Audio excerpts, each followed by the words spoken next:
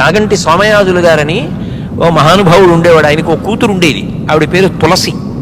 ఆవిడ ఒక రోజున తండ్రి దగ్గరికి వచ్చి అడిగింది, నాన్నగారు అసలు అర్థం పర్థం లేకుండా విమర్శ చేసినా అంగీకరించాలా? దాన్ని కూడా ఊరుకోవాలా? మీరు తొందరపడకమ్మా అంటారేమిటి నాన్నగారు ప్రతిదానికి అని అడిగింది. అడిగితే ఆయన అన్నారు, అమ్మా నువ్వు రాసిన విషయం ఏదైనా ఇలా పట్టరావు ఓ కాగితం అన్నారు. ఆవిడ వ్రాస్తూ ఉండేవారు వ్యాసాలు. ఓ కాగితం పట్టుకొచ్చింది. నేను అడిగింది ఏమిటి, నాన్నగారు చెప్తున్నది ఏమిటని విసుక్కుని. ఆయన కాగితం వంక చూసి అన్నారు, అమ్మ మార్జిన్ వదిలిపెట్టామి, అది కూడా రాసైపోయావా అన్నారు.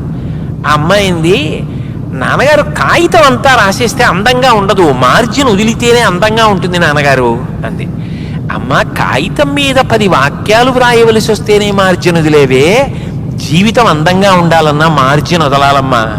అక్కర్లేని విషయాలు నీ మీద అన్నవాళ్ళని వదిలేయడం కూడా నేర్చుకోవాలి తప్ప అన్నిటికీ ప్రతిస్పందించకూడదు. సంయమనం కోల్పోయి చట్టవిరుద్ధమైనటువంటి విషయముల జోలికి వెళ్ళకూడదు.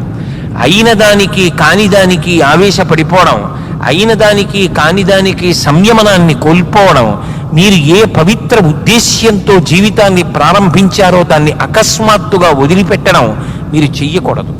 అనుకూలమైన విషయముల యందు ఎంత జాగ్రత్తగా నిలబడ్డారో ప్రతికూలమైన విషయమునందు కూడా అలా నిలబడగలిగినటువంటి ప్రజ్ఞ అంకురించాలి. అది లేకపోతే ప్రమాదం. ఇది జీవితంలో నేర్చుకోండి. మహాత్ముల యొక్క జీవిత చరిత్రలు చదివితే మీకు ఒక విషయం అర్థం అవుతుంది. ఏ మహాత్ముడి జీవితం వడ్డించిన విస్తరి కాదు. ప్రతి వాళ్ళు జీవితంలో ఉన్న కష్ట సుఖాలని తట్టుకునే మహాత్ములయ్యారు. Nelson Mandela a long walk to freedom అని పుస్తకం రాశారు. ఆ పుస్తకం చదువుతుంటే కన్నుల వెంట ఎవరికైనా బాష్పధారలు పడతాయి. అందులో ఆయన ఒక విషయం రాశారు. చిన్నతనంలో నెల్సన్ మండేలా స్నేహితులతో కలిసి ఆడుకునే రోజుల్లో ఆయనకు ఒక ఆట అలవాటుగా ఉండేది. వాళ్ళందరూ కలిసి గేదెలు కాస్తూ ఉండేవారు. అందులో ఒక గేదెనో దున్నపోతునో తీసుకొచ్చి ఈ స్నేహితులందరూ ఒక్కొక్కడు ఎక్కుతూ ఉండేవాడు, ఏదో అలా తిరిగి వచ్చేస్తుండేవాడు. వీడు దిగిపోయేవాడు, రెండో వాడు ఎక్కేవాడు. అలా ఏదో 15 మంది పిల్లలు ఉంటే 15 మంది ఆ గేదె మీదో దున్నపోత మీదో అలా తిరిగి వస్తూ ఉండేవారు. అదో ఆట. ఓ 10 మంది పిల్లలు తిరిగి వచ్చిన తర్వాత నెల్సన్ మండేలా గారి వంతు వచ్చింది. ఈయన ఎక్కారు ఆ గేదె మీద. ఆ గేదె ఏం చేసిందంటే 10 మందిని బాగానే తిప్పింది. మండేలా ఎక్కినప్పుడు దానికి ఏం కోపం వచ్చిందో తెలియదు. అది వెంటనే ఒళ్ళు విదల్చడమో కింద పడిపోవడమో చేసి మండేలాని కింద పడయలేదు. అది భయంకరమైనటువంటి ముళ్ళ పొదలలోకి వెళ్ళిపోయి కాళ్ళన్నీ చీరుకుపోయి మండేలా అరుస్తుంటే పెద్ద ముళ్ళ పొదలోకి విసిరి పారేసి బయటకు వచ్చేసింది. స్నేహితులందరూ గబగబా వెళ్ళి ముళ్ళ పొదలోంచి నెల్సన్ మండేలాని బయటికి తీసుకొచ్చారు. ఒళ్ళంతా ముళ్ళు విరిగిపోయి నెత్తురు పొటమరిస్తోంది. మండేలా ఏదో ఆలోచనలో ఉన్నాడు. చుట్టూ ఉన్న స్నేహితులు అడిగారు, చాలా బాధగా ఉందా, చాలా ముళ్ళు దిగిపోయాయా, బాధపడుతున్నావా అని అడిగారు. మండేలా అన్నాడు, కాదు, ఇవాళ నా జీవితంలో ఒక గొప్ప పాఠం నేర్చుకున్నాను అన్నాడు. ఏం పాఠం నేర్చుకున్నావు అన్నాడు. ఒక గేదెకి నన్ను ఎక్కించుకుని తిప్పడం ఇష్టం లేకపోవచ్చు, అది దాని హక్కు. 10 మందిని ఎక్కించుకున్న గేదె నన్ను ఎక్కించుకోవడానికి ఇష్టపడకపోవచ్చు. ఆ గేదె నన్ను ఇక్కడే దింపేస్తే బాగుండేది, ఇక్కడే కింద పడేస్తే బాగుండేది. అంత భయంకరమైన ముళ్ళ పొదలలో ఈడ్చి ఒళ్ళంతా ముళ్ళు గుచ్చుకునేటట్టు చేసి రక్కసి ముళ్ళున్న పొదలో నన్ను పడేయవలసిన అవసరం లేదుగా. అలా పడేసినందుకు నేను బాధపడుతున్నాను. ఇప్పుడు నాకు ఒక విషయం అర్థమైంది. నేను నా భావి జీవితంలో ఎవరైనా ఒకరు చెప్పిన విషయాన్ని అంగీకరించలేకపోవచ్చు. అంగీకరించకపోతే అంగీకరించను అని చెప్పాలి, కానీ గేది ముళ్ళ పొదలలో పారేసినట్టు అవతల వ్యక్తిని బాధ పెట్టవలసిన అవసరం లేదు అని నాకు అర్థమైంది. ఇక పైన నా జీవితంలో నేను ఎవరితో విభేదించినా వారి మనసు గాయపడే రీతిలో మాత్రం ఎన్నడూ ప్రవర్తించను అని శపథం చేశాడు. అందుకే మహానుభావుడు 3 దశాబ్దాల పైచిలుకు కారాగారంలో ఉన్న వర్ణ వివక్షకి వ్యతిరేకంగా పోరాటం చేసిన, బయటికి వచ్చి తనని కష్టపెట్టిన శ్వేతజాతీయుల్ని మంత్రివర్గంలోకి తీసుకుని తన ఔదార్యాన్ని ప్రకటించుకొని నల్లసూర్యుడు అని కీర్తి గణించాడు. ఒక వ్యక్తి జీవితంలో సంఘటనల ద్వారానే వృద్ధిలోకి వస్తాడు. అందుకే నేను మీతో మనవి చేసేది, మహాత్ముల యొక్క జీవిత చరిత్రలు చదవండి. కేవలం మీ పాఠ్య పుస్తకాలు కాదు, మీకు శీల వైభవాన్ని ఇచ్చేది ఏది అంటే మహాత్ముల జీవితాలు, వివేకానందుడి యొక్క బోధలు, మహాస్వామి బోధలు, నెల్సన్ మండేలా జీవిత చరిత్ర, సర్దార్ పటేల్ జీవిత చరిత్ర, మహానుభావుడు సర్వేపల్లి రాధాకృష్ణన్ గారి జీవిత చరిత్ర, టంగుటూరి ప్రకాశం పంతులు గారి జీవిత చరిత్ర. ఎవరు ఎంతంత కష్టపడ్డారో చూడండి. ఒక్క టంగుటూరి ప్రకాశం పంతులు గారు బడికి ఫీజు కట్టడానికి 25 మైళ్ళు నడిచొచ్చాడు. అప్పు పుట్టలేదు. తల్లిగారికి ఉన్న ఒకే ఒక్క పట్టు చీర తాకట్టు పెట్టి చదివించారు. విలువ తెలుసుకున్న టంగుటూరి ప్రకాశం పంతులు గారు సంపాదించిన కోట్ల రూపాయలు భారతదేశ స్వాతంత్ర సంగ్రామంలో నిస్వార్థంగా వెచ్చించి చిట్ట చివరికి భోజనానికి కూడా కష్టపడ్డారు. ఎంత సంపాదించారో అంత తేలికగా సమాజ హితం కోసం ఖర్చు పెట్టేశారు. మీరు మహాత్ముల జీవిత చరిత్రలు చదివితే ఎంత కష్టపడి వృద్ధిలోకి వచ్చారో అర్థం అవుతుంది. నేను మీతో మనవి చేసేది ఒకటే, మీకు తెలియకపోవడం తప్పు కాదు. ఏ వ్యక్తికి కూడా జీవితంలో అన్ని విషయాలు తెలిసి ఉండాలి అనేటటువంటి మాట ఉండదు. కానీ ఒక్కటి గుర్తుపెట్టుకోండి, మీకు ఎప్పుడైనా ఎవరైనా ఏదైనా మంచి మాట చెప్పినప్పుడు ముందు నిష్పక్షపాతంగా వినడం నేర్చుకోండి. ఒక పుస్తకం చదువుతున్నారనుకోండి, ఆ పుస్తక రచయిత పేరు చూసి ఈ పుస్తకం బాగుండదండి అనకండి. ఒక చలనచిత్రానికి ఎడుతున్నారనుకోండి, ఇది బాగుండదండి అనకండి. ఒక్కటి జ్ఞాపకం పెట్టుకోండి, నిరంతరం పూజ చెయ్యవలసిన సాలగ్రామం ఉండేది గులకరాళ్లలోనే. గులకరాళ్ళన్నీ వెతికితే సాలగ్రామం దొరుకుతుంది.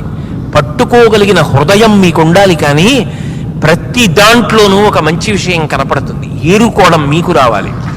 పక్షపాత దృష్టితో అసలు ఒక వ్యక్తి వంక చూడగానే ఆయన అనీకండి. ప్రతి వారిలో మంచి ఉంటుంది.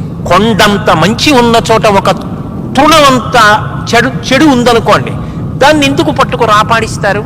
అది వదిలిపెట్టండి. కొండంత మంచి ఏదుందో దాని వంక చూసి నమస్కరించడం నేర్చుకోండి. అది చేత కాకపోతే జీవితంలో అడుగడుగున ఆఖరికి ప్రయాణం చేసేటప్పుడు మీ ఎదురుగుండా కూర్చున్న వ్యక్తిలో కూడా దొంగను చూడగలరు. ఏమిటండి అలా ఉన్నాడు, రాత్రి పెట్టెత్తుకుపోడు కదా అంటాడు. ఆయన ఎలా ఉంటే నీకెందుకు? ఆయన ఏ మహాత్ముడు, ఎలా ఉన్నాడు? స్నేహభావం, అందరి యందు మంచిని చూడడం నేర్చుకోండి. సంయమనమన్నది జీవితంలో అత్యంత అవసరము. చటుక్కున ఒక మాట వినగానే కోప్పడ్డం, మీరు ఎవరితోనన్నా విభేదిస్తే విభేదించండి, ఏమీ తప్పు కాదు. విభేదించడం ప్రజాస్వామ్యంలో అంతర్లీనమైన విశేషము. కానీ విభేదించినప్పుడు చాలా వ్యగ్రతతో కూడుకున్నటువంటి విభేదమైనటువంటి త్రోవలు తొక్కవద్దు. అత్యంత ప్రశాంతతతో కూడుకున్నటువంటి చర్చలకు మాత్రమే అవకాశం ఇవ్వండి. మీ తరంలో అలా అలవాటైతే అక్కర్లేని సమస్యలు తలెత్తవు. నదీ వివాదాల దగ్గర నుంచి ప్రతి చిన్న విషయంలో జటిలమైపోవడానికి కారణం ఇవాళ భావముల యందు, అభిప్రాయముల యందు సంయమనం లేకుండా ప్రతి చిన్న విషయానికి పట్టుదలకి పోవడం ప్రధానమైన కారణం అవుతోంది. అలా కాకుండా ఉదారమైనటువంటి బుద్ధితో ముందు అవతల వాళ్ళు చెప్పినటువంటి మాట వినడం నేర్చుకోండి. ఒక్కొక్కసారి బాగా గుర్తుపెట్టుకోండి, మాట కఠినంగా ఉండవచ్చు, కానీ అందులో చాలా గొప్ప సారం ఉండవచ్చు. మీ అభివృద్ధిని కాంక్షించి అందులో ప్రతిపాదన ఉండవచ్చు. దూద్ పేడ అన్నాను అనుకోండి, అది వినడానికి అసహ్యంగా అనిపించవచ్చు. దూద్ పేడ అని నేను మీ చేతిలో పెడితే ఆ పేరు ఏమిటి అలా ఉందని పక్కన పడేయకండి.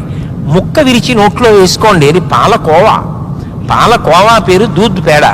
దూద్ పేడ అన్నాను కదా అని నోట్లో వేసుకోకపోతే పాలకోవా మీరు కోల్పోవట్లా? మాట కఠినంగా ఉందని మీరు అనుకోకండి. ఒక్కొక్కసారి కఠినమైన మాట వెనక మీ యొక్క అభ్యున్నతిని ఉద్దేశించి చెప్పగలిగిన గొప్ప హృదయం ఉంటుంది. రామాయణంలో మారీచుడు రావణాసురుడితో మాట్లాడుతూ ఒక మాట అంటాడు, సులభాః పురుషారాజన్ సతతం ప్రియవాదినః అప్రియస్యతు పథ్యస్య వక్తా శ్రోతా చ దుర్లభః. లోకంలో మనకెందుకు వచ్చిన గొడవ, అబ్బా మీరెంత మంచివారండి అని ఓ మాట అంటే గొడవ వదిలిపోతుంది అని తప్పించుకునే వాళ్ళే ఎక్కువ మంది ఉంటారు. కానీ అవతల వాళ్ళు వృద్ధిలోకి రావాలి అన్న ఉద్దేశ్యంతో కఠినంగానైనా మాట్లాడి వాళ్ళ జీవితానికి మేలు చెయ్యాలనుకునేటటువంటి వాళ్ళు తక్కువ మంది ఉంటారు. అలా మాట్లాడగలిగిన ధైర్యశాలి ఉన్నా అది విందాం, పాటిద్దామన్నవాడు లోకంలో ఉండడు. ఒకవేళ అలా ధైర్యంగా చెప్పగలిగిన వాడు, సహృదయంతో విని పాటించగలిగిన వాడు ఉంటే అంతకన్నా దేశ చరిత్రని మార్చగలిగిన వాళ్ళు లోకంలో ఉండరు. అబ్దుల్ కలాం గారు చిన్నతనంలో ఆడుకుంటుంటే ఎవరో ఒక వ్యక్తి వచ్చి ఒక వస్తువు ఇచ్చాడు. ఇది ఏమిటని అడిగారు ఆయన. మీ నాన్నగారి కోసం వచ్చాను, ఆయన లేరు కదా, ఫలానా వారు వచ్చి ఇది ఇచ్చారని చెప్పి ఇచ్చేసేయని చెప్పి ఆ వ్యక్తి వెళ్ళిపోయాడు. కలాం గారి తండ్రి ఇంటికి వచ్చారు. కలాం గారు పట్టుకెళ్ళి ఆ వస్తువు ఇచ్చి, ఎవరో వచ్చి ఇచ్చారు, మీకు బహుమానం ఇమ్మన్నారన్నారు. ఈడ్చి దవడ మీద కొట్టారు తండ్రి గారు. చిన్ని కలాం కింద పడిపోయారు.